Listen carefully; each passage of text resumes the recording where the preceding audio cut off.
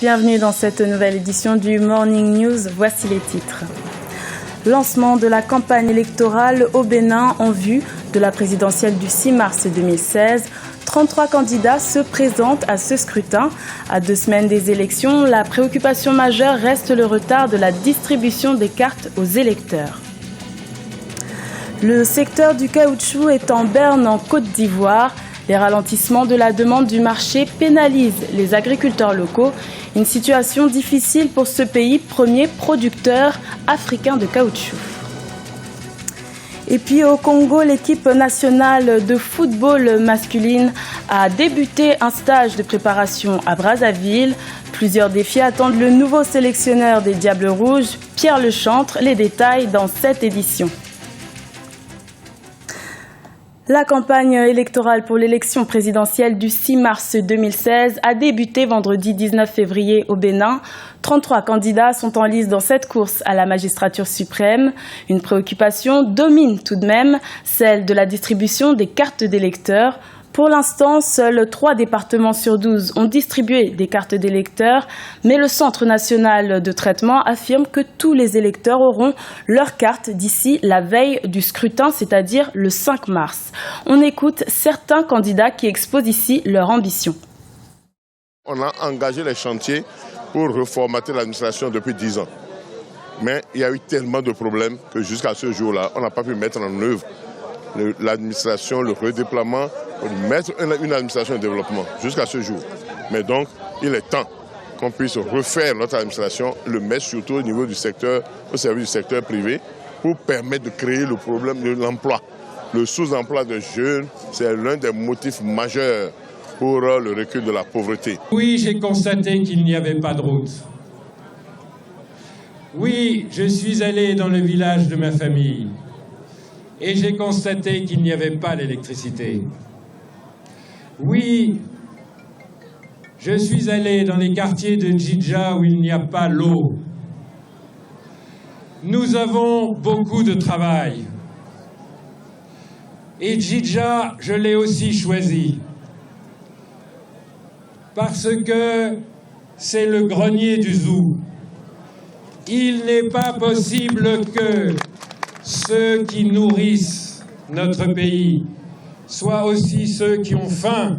Aujourd'hui, il faut que tous les candidats jouent le jeu d'accepter de transférer les ressources aux communes et de les contrôler. C'est pas un cadeau. Et qu'ensuite, ils prennent l'engagement pour qu'on redonne la parole, la confiance entre les politiques et les administrés, parce qu'aujourd'hui, il y a un vrai problème de confiance qui s'est posé entre les populations et les hommes politiques. Au Burundi, la justice a annulé des mandats d'arrêt internationaux contre plusieurs responsables de l'opposition en exil. Une décision qui s'applique pour 15 personnalités au total. Parmi elles, il y a le responsable de la plateforme qui regroupe les leaders de partis d'opposition en exil, Léonard Nyangoma. La quasi-totalité de ces responsables sont accusés d'être à l'origine de violentes manifestations survenues pour protester contre le 3e mandat du président Pierre Nkurunziza. Je vous propose d'écouter la réaction de Léonard Nyangoma. Le gouvernement de facto de Nkurunziza subit des pressions importantes de la part de l'intérieur et de l'extérieur.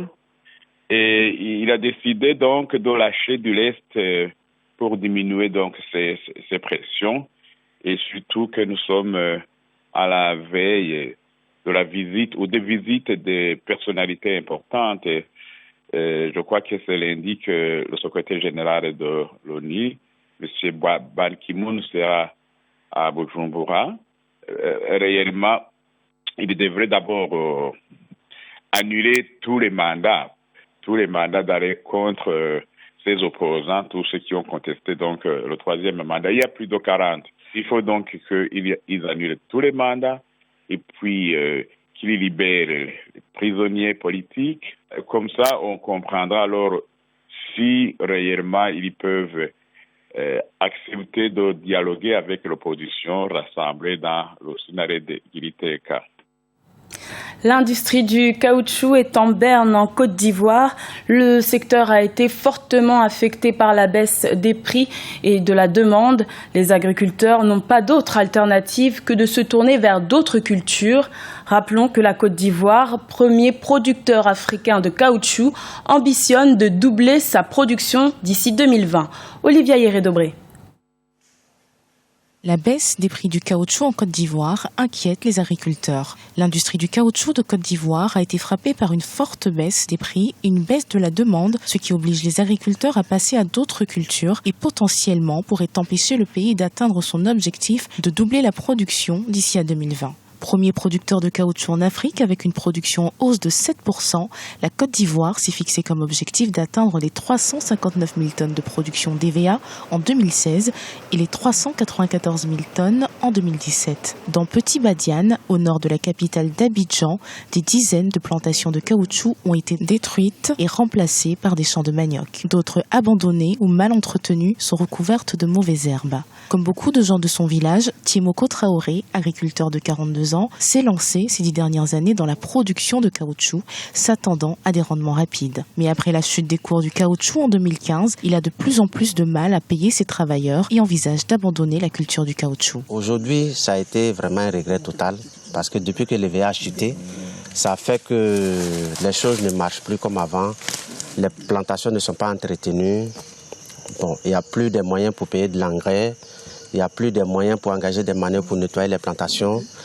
La faiblesse de la demande, notamment chez le premier client du caoutchouc ivoirien, la Chine, a conduit les prix à glisser à 228 francs CFA le kilo en février 2016. Les 942 francs CFA atteints en 2011 ne sont plus qu'un lointain souvenir. Côté institutionnel, l'Association des producteurs et manufacturiers de caoutchouc réduit ses objectifs de nouvelles superficies plantées. Si l'État de Côte d'Ivoire prend des dispositions pour améliorer le prix du caoutchouc et puis faire de bonnes campagnes de sensibilisation, faire en sorte que, à l'image des autres spéculations, l'agriculture aussi arrive à aller à l'interprofession, c'est-à-dire tous les collègues se mettent en place et que l'interprofession avicole se met en place, mais vous allez voir que les gens seront revenus à la chose avicole. Quelques 150 000 fermiers ont planté 520 000 hectares de plantations à petite échelle et 50 080 hectares plus grandes, mais moins de la moitié de ces superficies plantées est arrivée à maturité et produira du caoutchouc cette année. Au Congo, l'équipe nationale de football a débuté un stage de préparation mardi 16 février à Brazzaville. Le nouveau sélectionneur depuis janvier 2016, Pierre Lechantre, a réuni les jeunes joueurs locaux pour des séances de préparation physique. Le sélectionneur français a la lourde charge de qualifier les Diables Rouges pour la Coupe d'Afrique des Nations 2017 et pour la Coupe du Monde 2018. Deva Panzou. Depuis ce mardi 16 février 2016, l'équipe nationale de football du Congo est en stage de préparation avec les joueurs locaux issus de plusieurs clubs. Pierre Lechantre et son staff technique veulent évaluer les potentialités sur le plan local avant de compter sur les expatriés. Ce stage intervient pendant que le championnat national est en cours et que certains clubs ne veulent pas céder à l'équipe nationale leurs meilleurs atouts. Ça nous fait un rassemblement de 23 joueurs, de façon à voir en dehors d'un match, les qualités des joueurs en faisant des exercices techniques, des exercices tactiques, des exercices physiques. Je pensais que le nécessaire allait être fait au niveau du championnat. Ceci dit, comme on s'est rendu compte qu'il y avait des matchs de championnat en même temps, on a libéré les joueurs pour le match parce que je ne veux pas pénaliser et le club et je ne veux pas pénaliser non plus l'entraîneur en lui enlevant ses meilleurs joueurs. Ce stage coïncide avec le début des activités de Pierre Lechantre liées à l'équipe nationale du Congo depuis le 23 janvier 2016. Ayant paraphé un contrat de 30 mois, il aura la lourde charge de qualifier les Diables Rouges à la prochaine CAN au Gabon en 2017 ainsi qu'au prochain mondial. Son premier grand test interviendra le 23 mars prochain à Lusaka face à la Zambie. Les Congolais ne doutent point de son savoir-faire car ils connaissent son passé, notamment avec le Cameroun où il remporta la CAN 2000. J'ai déjà vu une grande majorité des joueurs qui évoluent en France. Bon là maintenant, la semaine prochaine, on va retourner en Europe pour essayer de faire un tour entre la Belgique et l'Autriche et la Suisse, de façon à rencontrer encore de nombreux joueurs qui évoluent en Suisse et en Belgique. Le Congo souhaite avoir une équipe locale dynamique avec des joueurs capables de défendre le niveau du championnat national lors des regroupements avec ceux de la diaspora. L'équipe nationale locale n'a pas participé au CHAN Rwanda 2016, ce que la fédération aimerait oublier pour penser à l'édition de 2018.